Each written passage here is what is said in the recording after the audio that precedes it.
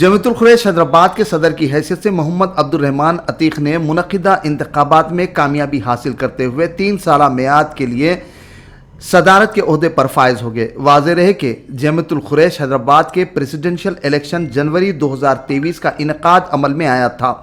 اس election میں جملہ 3 امیدواران محمد عبدالرحمان عتیق، محمد نصیر الدین اور محمد شفیع قریشی انتخابی میدان میں تھے۔ منعقدہ تقریب میں چیئرمین تلنگانہ اسٹیٹ حج کمیٹی محمد سلیم، محمد علیم الدین، ایڈوکیٹ قریشی برادری کے ذمہ داران، ان کی کثیر تعداد موجود تھی۔ اس دوران جمیعت القریش حیدرآباد کے نو منتخبہ صدر محمد عبدالرحمان عتیق نے 3 سالہ مدت 2023 تا 2026 کی میعاد کے لیے حلف لیا۔ بسم اللہ اسٹارٹ کرو۔ حلف نامہ لیتا ہوں میں اللہ کے نام پہ۔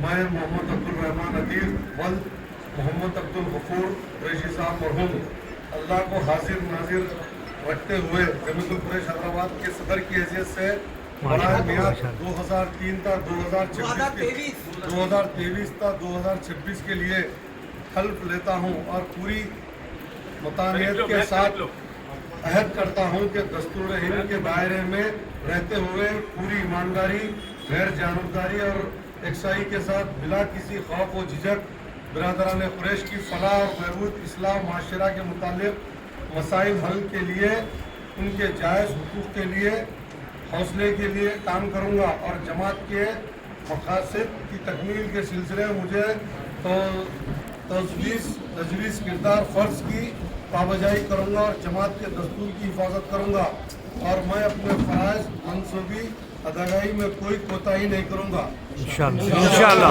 ماشاءاللہ۔